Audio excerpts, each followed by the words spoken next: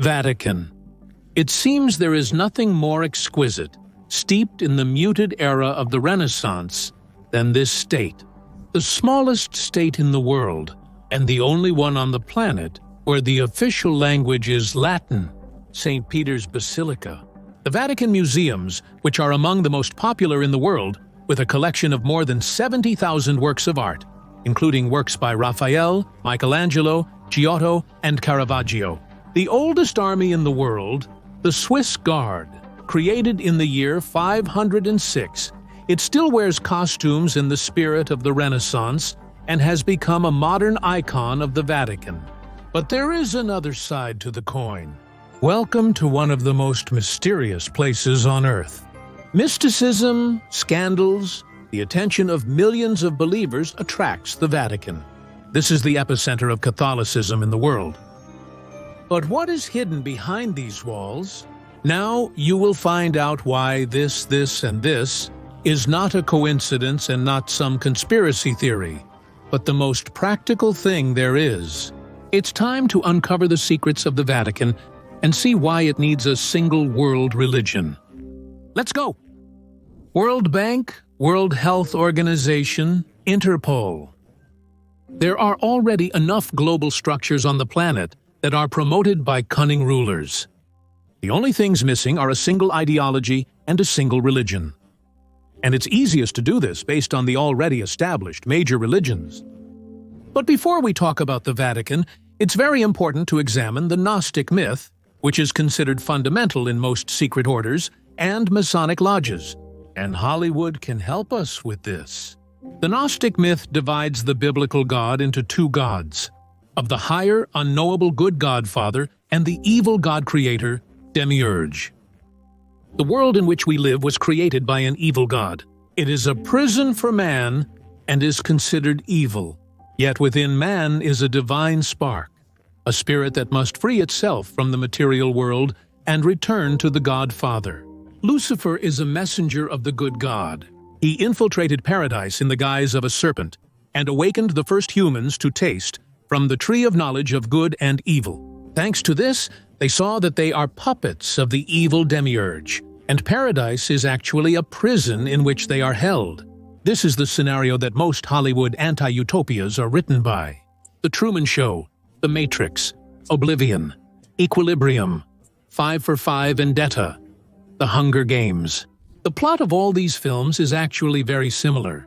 First motif: a war has occurred in the world, as a result of which a tyrant has seized power. Second motif: the main hero lives in a prison and sometimes doesn't even suspect it. Third motif: a messenger comes to the hero who opens the hero's eyes, telling him about his unfortunate situation. The fourth motif is the hero rising against the oppressing tyrant to conquer freedom. It would seem, why would a capitalist system undermine itself by making such films? The answer is simple: globalization and the weakening of states, as well as human rights, as a pretext for interference in the internal affairs of other states. So, the overthrow of power by the people of any country will play into the hands of globalists. But there is a certain substitution of concepts here. The state is not the main villain, or another state is an instrument for local clan groupings to achieve their goals. And global clans are usually interested in the absorption or destruction of the local ones. Sadhguru, whom German Greff invited to the Economic Forum, said so. And this is how every person on this planet will live, if technologies will spread without restrictions and other barriers that some government might impose. But the idea of national borders will also become meaningless. This will become the future of the entire world. The digital society is the dismantling of the state and the dismantling of sovereignty, when power is transferred over state structures. It is clear that the dismantling will go smoothly if people themselves want the celebration of the state. And for this, they need to be morally prepared. And in anti-utopian films, there is a specific indication that the system is nothing else but the state. There is also another purpose of this myth.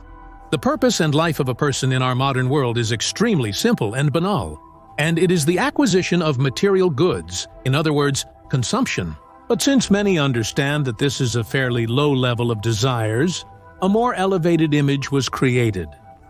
Find and destroy the one who prevents getting all these material goodies.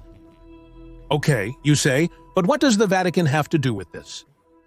Let's take a look. The Vatican Bank.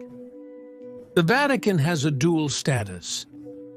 On one hand, it's the heart of Catholicism, and on the other, it's a real state with corresponding financial institutions, governing bodies, influence, and of course, special services. Under the guise of kind clerics, special service agents operate. Since the Vatican is a state, it's logical that it should have its own bank. Officially, the Vatican Bank is called the Institute for Religious Works. The Vatican Bank was founded in the year 1942. The bank's profitability is very high and would please any investor. It pays 12% annual interest on deposits and even higher. And yet it remains a mystery how the Vatican Bank earns such money, as it officially does not engage in lending. It is known that a significant part of the bank's assets is made up of valuable real estate in Italy, the United States of America, Mexico, France, and not only. It also owns extensive agricultural lands in Italy, Germany, Spain, and other countries. In addition, the bank owns packages of shares in industrial, agricultural, and insurance companies. In fact, the Vatican Bank is the largest offshore in the world. It is an institution with complete financial secrecy, as it ensures the utmost banking confidentiality for its clients. The Bank of the Pope in Rome does not issue checkbooks. All deposits and transactions are made in cash or with gold bars, leaving no clear traces. The Vatican Bank does not undergo audits, meaning it has roughly the same independent status as many central banks. However, recently from high tribunes, talks about management reforms are becoming more frequent, and the liquidation of the Vatican Bank is being discussed. This is logical. Firstly, for the Vatican, there are many other structures that allow financing to be transferred to a shadow level. Secondly, the bank worked to a small extent with the Italian mafia, and now transnational mafias are fighting with the national ones and trying to bring everyone under their control. In connection with this, by the way, there is one Vatican secret that has come into the public domain. On the 18th of June, 1982, the body of Roberto Calvi, who was called God's banker because of his close ties with the Vatican bankers, was found hanging under Blackfriars Bridge in London. The banker was ritually hanged on an orange rope, and in his pockets were cash in 3 currencies and bricks. The agony, as the investigation established, lasted more than an hour. Rumors circulated that his death was the work of a Vatican banker, the mafia, and the underground Masonic Lodge P2. Propaganda due. 66-year-old Calvi was the chairman of the Milan-based Banco Ambrosiano. He was a central figure in a complex network of international financial machinations and mafia money laundering. Just before the murder, there was a devastating bankruptcy of Banco Ambrosiano. The size of the debt was estimated at $1.5 billion. And that's at the exchange rate of 1,982. Not long before the bank's bankruptcy, Roberto Calvi wrote a desperate letter to Pope John Paul asking for help to save the bank. According to the banker's son, his father and John Paul secretly met, but the papal throne categorically denied the fact of the meeting and also refused to provide any financial assistance to the dying bank. Roberto Calvi found himself in such a desperate situation that he was ready to talk and give the authorities what he knew. And he knew a lot. He didn't earn his nickname God's Banker Calvi for his good looks. He knew about the laundering of the Duchess's income by the Ambrosiano Bank of the Sicilian Mafia. There's also a version that he knew about the murder of Pope John Paul, who was indeed planning to reform the Vatican's financial system and make the Vatican Bank public and accountable. By a strange coincidence, this reformist pope only lasted 33 days on the Holy See. According to the official version, the cause of this pope's death was a heart attack. But if we return to our days, it is worth noting such a peculiarity. In modern conditions when the transfer of decision-making mechanisms to the national level is taking place, the Vatican as a rigid structure of the national state is also no longer needed. In the year 2013, the head of the Order of Jesuits was elected to the position of the Pope of Rome. He became Cardinal Jorge Mario Bergoglio, the Archbishop of Buenos Aires, who took the name Francis. Interestingly, Francis has a little-known connection to the world of modern technology. The famous viral photo of Pope Francis in a stylish hoodie turned out to be a photoshopped fake. After the image spread across all world media, which rushed to declare the Pope of Rome a style icon, it became known that the picture was created with the help of the Midjourney neural network. This was indicated by the strange shape of the head of the Roman Catholic Church, which the artificial intelligence still had difficulty creating at that time. But now let's return to Francis, the Pope, who was previously the head of the Jesuit order. What does this mean? It means the transition of Vatican control into the hands of the orders. The Order of Malta, Opus Dei, the Jesuit order. All these network structures are very well integrated into the global elite. They are members of Masonic lodges and transnational councils and structures. After all, 40 years ago, in the first year of 1980, Pope John officially allowed Catholics to become members of Masonic lodges. So don't be surprised next time when you see the Pope of Rome preaching from a snake's mouth in a symbolic conference hall or giving signs to his own, either as a joke or slightly changing the position of his fingers so as not to arouse excessive curiosity. Order of Jesuits. For centuries, the Jesuits have been actively engaged in science, education, diplomatic, and missionary work, expanding the influence of the Roman Catholic Church. It's noteworthy that in Russia, the word Jesuit has a uniformly negative connotation. By the year 2800, the number of Jesuits was almost 16,000 people, of which 11,000 were clergy. All in all, Jesuits work in 112 countries around the world and serve in 1,500 parishes. The order allows many Jesuits to lead a secular lifestyle. Therefore, it is often difficult to distinguish a Jesuit from an ordinary person. However, if the Jesuit order played a key role in controlling consciousness over 4 centuries, today it has largely been supplanted by Opus Dei, which, after being granted personal prelature status by the Pope in 1982, has become the brain and heart of modern Catholicism. Opus Dei, or Work of God. Another name is the Prelature of the Holy Cross and Opus Dei, but it's most accurate to call it the Vatican's Gestapo. It's another double-bottomed organization that analysts call the unofficial center of Vatican Special Services, or the Pope's main intelligence service, carrying out the most important political missions. It is known that the order was created relatively recently, in the year 1928. More than 85,000 people are directly included in the order, but there are no official lists. The members themselves should not advertise their affiliation with the organization and keep everything related to their work methods secret. Of the order organization with 3 degrees. First come the official centers of worship. Then come organizations created by laypeople, members of the order, and sympathizers. These include university centers, professional training centers, various educational institutions, often registered as foundations, cultural centers, where the recruitment of new members and youth takes place.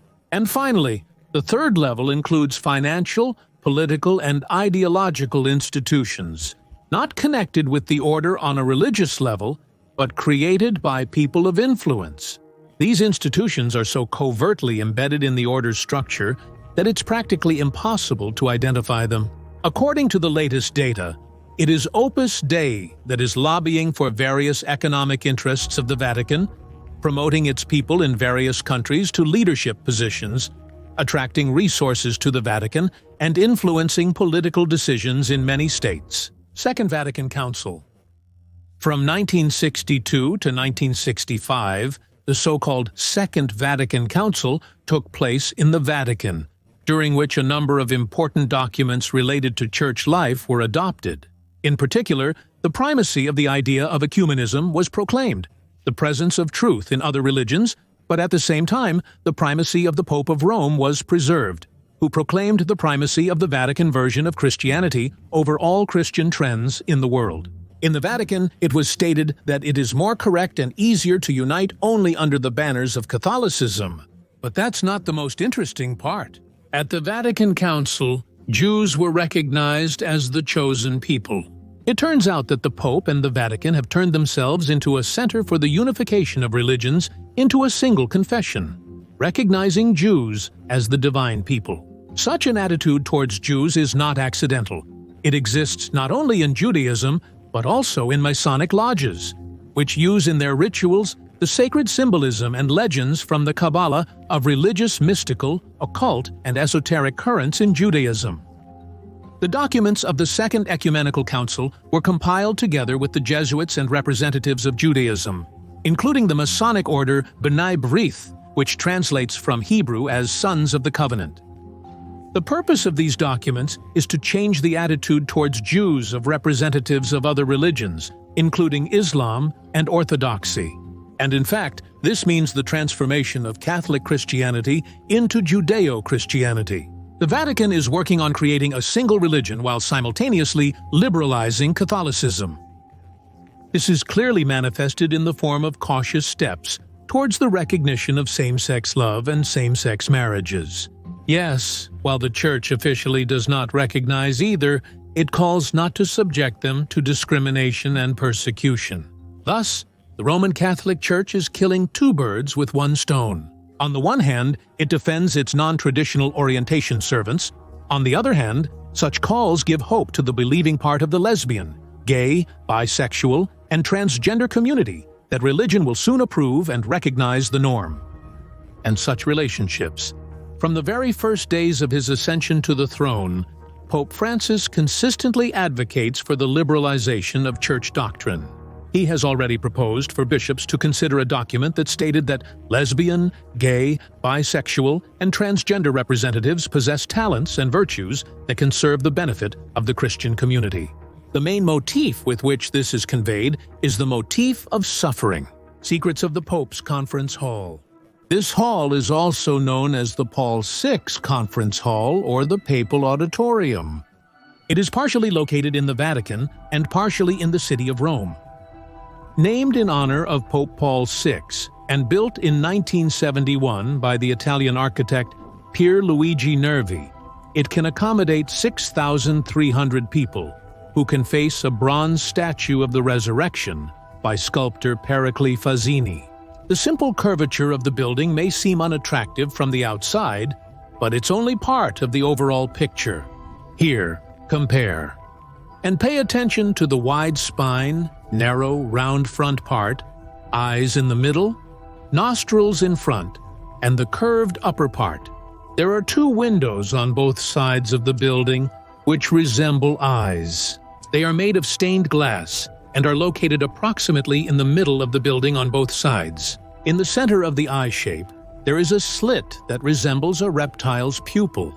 Take another look at the image. What did you notice in the center? There is something resembling a statue in the center, and then two sharp peaks on both sides.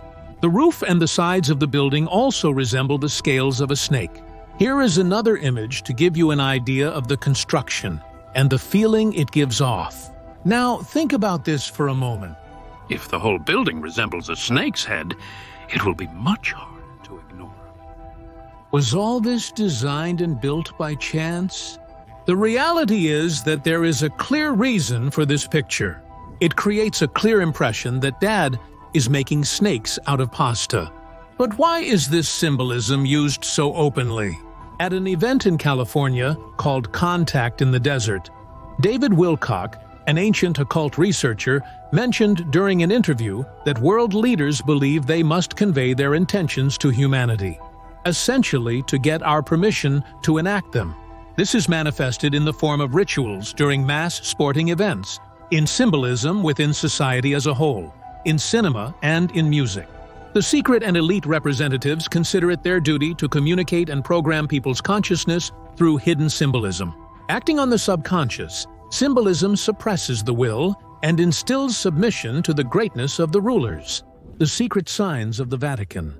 The Vatican is located on Vatican Hill, which, according to one version, got its name in honor of the Etruscan goddess of death. In this place was Nero's circus, where, as entertainment for the people, arranged by the emperor, Christians were subjected to the attack of wild animals, becoming the first followers of Christ. The Vatican was built on sacred ground, which holds the history and bones of the first Christians, making it a symbolic place. Let's take a close look at the Vatican Temple. It catches the eye that this building is unusual. Let's move on to the Pope's attire. It's important to note that it is made in a single atelier, which is passed down from generation to generation. Every detail is carefully developed, and there are no coincidences here. In the festive clothes of the Pope, there are many symbols and details. For example, the pallium is decorated with 6 dark crosses, 3 of which are bent and decorated with golden globes, symbolizing the 3 nails with which Jesus was crucified. As for the cazulla, one of the images of Pope Francis, there you can see an inverted cross, which they associate with the symbolism of the cross on which the first Pope Peter was crucified. However, the inverted cross is also a symbol of Satanists. Finally, it should be noted that the red slippers of Pope Benedict caused outrage among the parishioners. He carries on his feet the symbol of Christ's blood. That is, he literally carries the symbol of the blood of the Son of God on his feet. One of the mandatory elements of the papal attire is the fisherman's ring, a constant reminder to the Pope and his successors that they continue the tradition of the Apostle Peter, who was a fisherman by profession. But it's important to note that Peter also experienced a moment of weakness when he denied his association with Jesus 3 times out of fear for his life. This was not only an act of betrayal, but also a denial of Jesus himself and his teachings. Every time a new pope ascends to his throne, he must press his lips to his new stone in a sign of humility and readiness to continue Peter's work.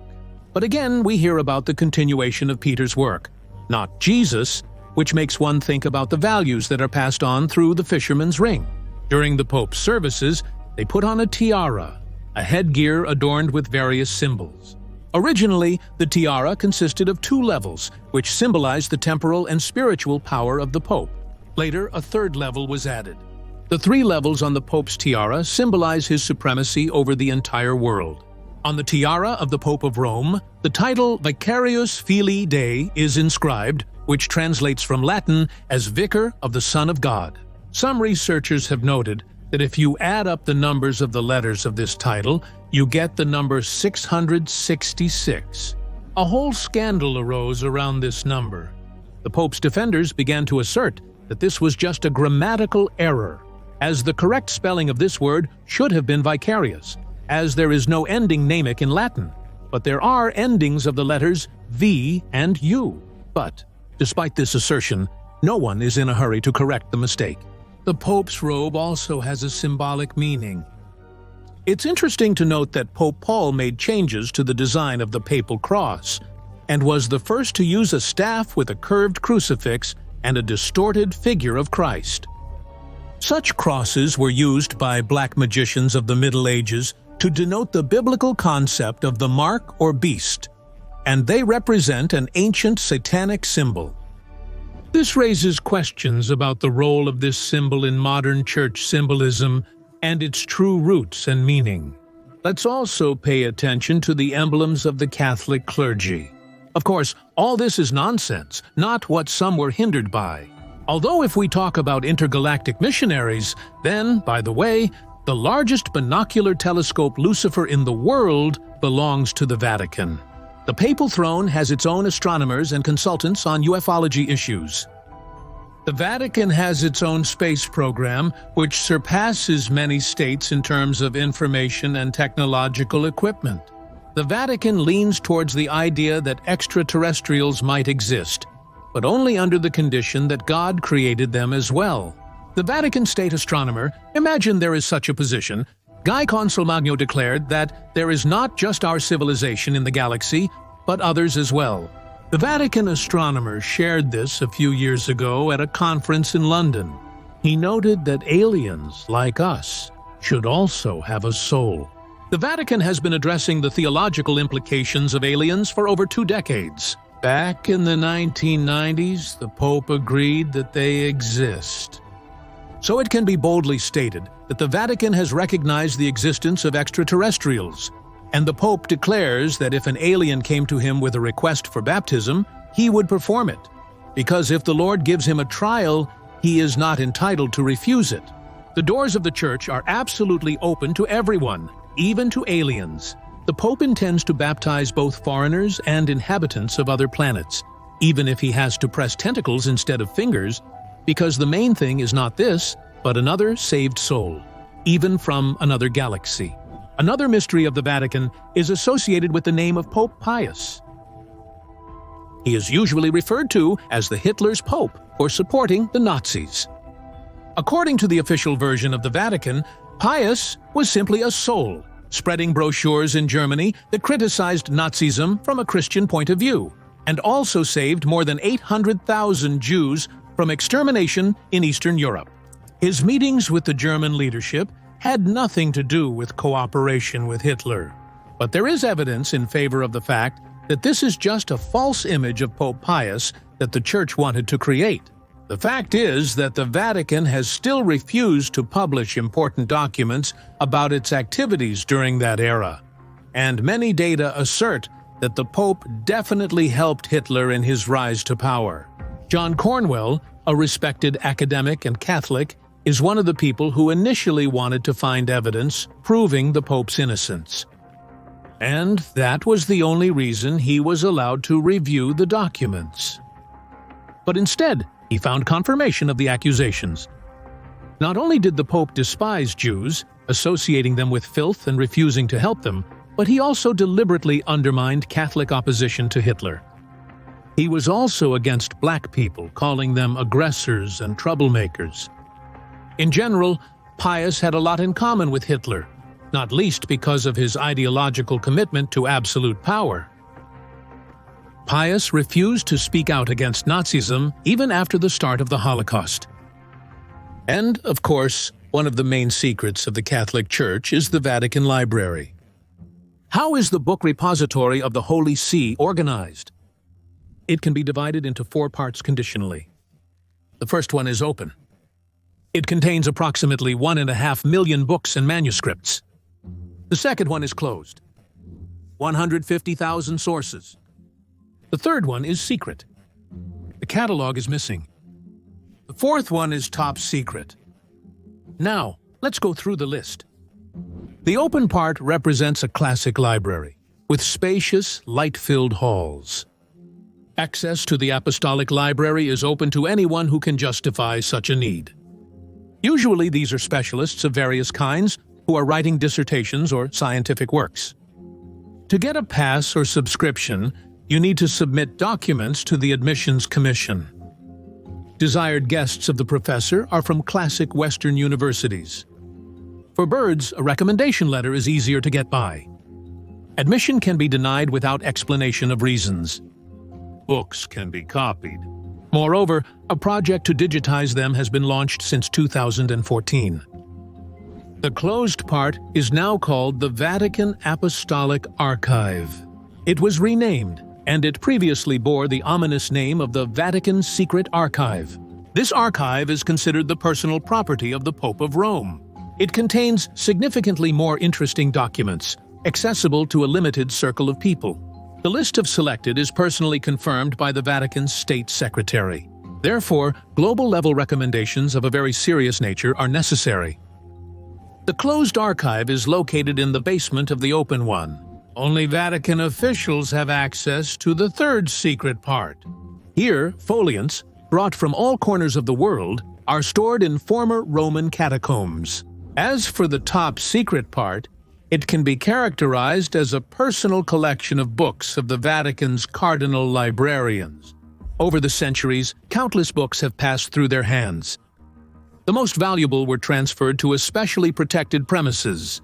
Its location, as well as its contents, is unknown. Unsurprisingly, given such a multi-level access and secrecy system, rumors and myths regularly arise around the Vatican Library. For example, about the manuscripts of the Toltecs, in which they talk about contacts with representatives of other civilizations, and also a handwritten recipe for eternal youth from Count Cagliostro, or information about the children of Jesus Christ. However, despite many people wanting all the secrets to finally be revealed, the Vatican Library is not in a hurry to disclose its secrets, although some things are gradually being revealed.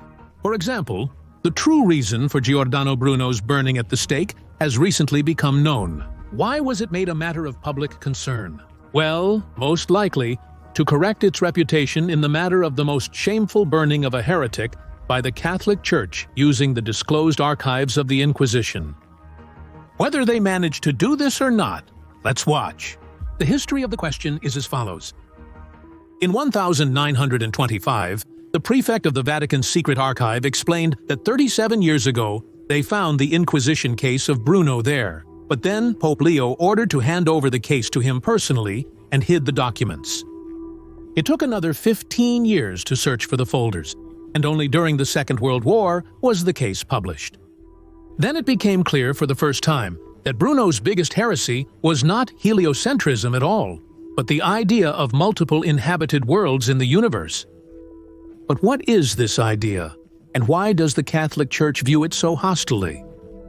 The existence of an infinite number of worlds was admitted by Democritus and Epicurus, a multitude of earths, moons, and suns. The heroes of Plutarch's dialogue about the face seen on the moon's disk argued whether there are plants, trees, and animals on the moon, or whether it represents a burial kingdom where people's souls find peace after death, similar to how their bodies are buried on earth. However, Cicero and Pliny, among others, considered this absurd. The early church fathers joined them, for whom the multitude of worlds was not an abstract philosophical truth, but an attribute of pagan beliefs. For example, the doctrine of the transmigration of souls. Thus, the Pythagoreans taught that human souls come from the Milky Way, and animals from the stars. A little later, disputes about the uniqueness of the world, that is, the Earth, or the multitude of worlds, flared up with new force.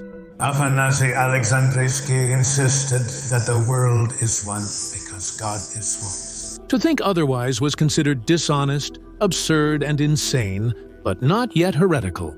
The trouble arose because of the great theologian Origen, some of whose ideas the Church rejected, such as the idea of the transmigration of souls. The final formulation was given by Isidore of Seville, who listed it as a major heresy in his encyclopedia. At the end of the list of Christian heresies, and before the pagan ones, he noted there are other heresies that have no founder and recognized name. Some believe that people's souls end up in demons or animals. Others argue about the state of the world. Some believe that the number of worlds is infinite. The position of the Church in the Middle Ages can be seen in the example of the parishioner Rupert from Deutz. Praising God, who created a world full of beautiful creatures, he writes, "May the heretics Epicureans, who speak of a multitude of worlds, and all who lie about the transition of the souls of the dead into other bodies, perish." The idea of multiple worlds was also rejected by Thomas Aquinas, the main theologian of the Latin Middle Ages. Yes, God's power is limitless, and therefore he can create an infinite number of worlds. Giordano Bruno will later come to this argument. However, Foma continues, "But against the said, the world began to be through him, where the world is spoken of in the singular, as if there were only one world, and therefore the plurality of worlds could only be admitted by those who considered the cause of the world not some ordering wisdom, but chance. For example, Democritus, who claimed that this world, like an infinite number of other worlds, arose as a result of a random combination of atoms. After the emergence of the Index of Prohibited Books and the system of Inquisition courts, the heresy about the plurality of worlds received its ordinal number 77 in the list of Augustine. In the new Code of Canon Law, 1582nd year, created by Pope Gregory, there is also a special paragraph. There are other heresies, nameless, among which is the belief in an infinite number of worlds. The same formulation was included in the Manual for Inquisitors. And at this moment, Giordano Bruno appears on the scene. Inspired by Copernicus's works on the rotation of the Earth around the Sun, he turned to ancient cosmological texts, primarily Pythagorean.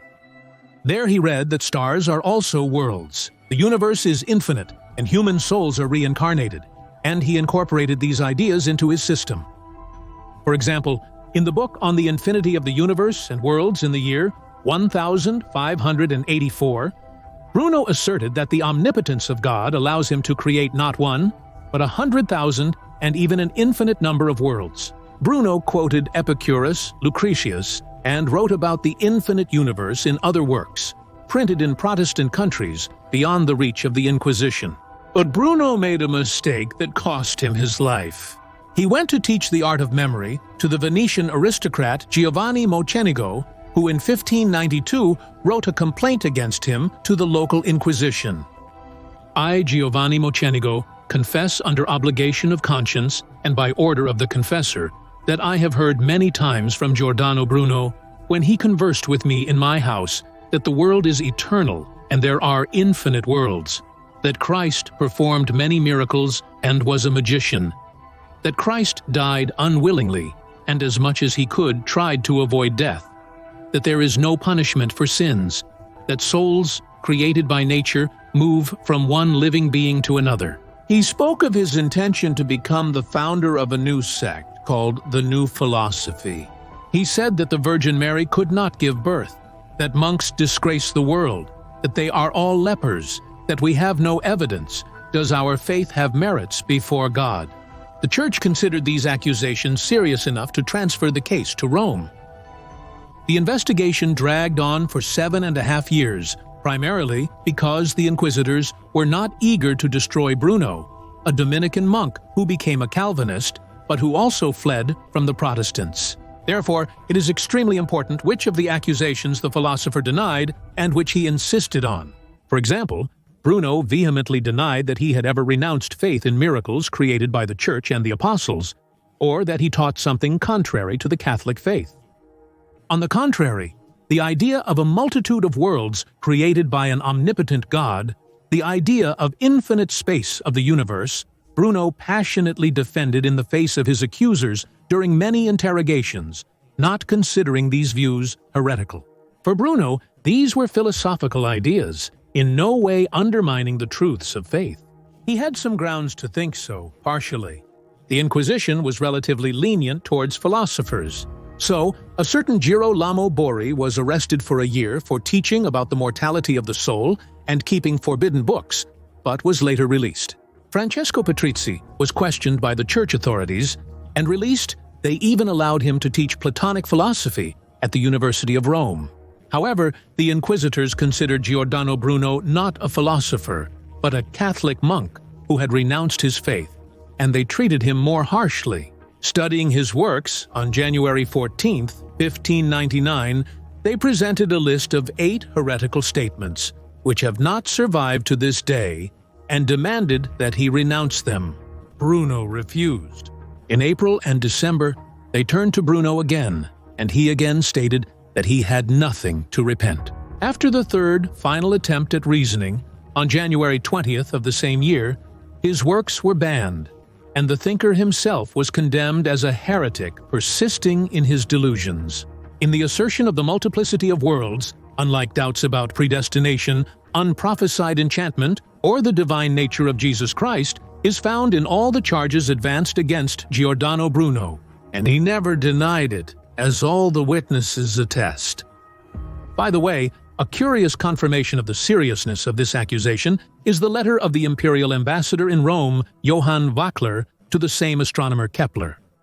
On Thursday, Giordano Bruno was adopted by Baron Adam's family. When the fire flared up, an icon of the crucified Christ was brought to his face for a kiss, but he turned away from it, frowning. Now, I think he will tell the infinite worlds how things are in ours. And the final indication of the seriousness of this idea is the statistics of executions carried out in Rome over 6 years, from 1598 to 1604th year. In total, 189 people were killed. 169 of them were hanged. 17 were quartered or beheaded after severe tortures, and only 2 were burned alive. Such punishment was considered the most torturous. So, according to the discovered documents, only heretics were burned, Bruno and some Father Celestino from Verona. But even more notably, this Capuchin monk also believed in multiple suns. According to modern scholars, this fact demonstrates the Inquisition's fear of this particular heresy. It turns out that, despite the tendency of modern science historians to view Giordano Bruno as an occultist, esotericist, and devotee of magic, there are very weighty reasons for this. He died as a martyr for his cosmological views.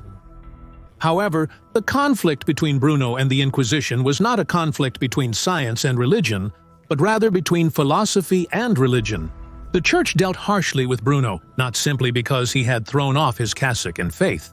The philosopher combined the idea of multiple worlds, populated similarly to ours, with living beings, with the belief that the souls of people are reincarnated in these beings after death. It was precisely the connection with beliefs that radically challenged the Christian worldview that sent the philosopher to the stake. It turns out that the idea of multiple worlds and the idea of reincarnation were unacceptable to the Catholic Church. Why? Share your thoughts in the comments. This story shows that power over people's minds remains one of the main secrets of the Vatican to this day.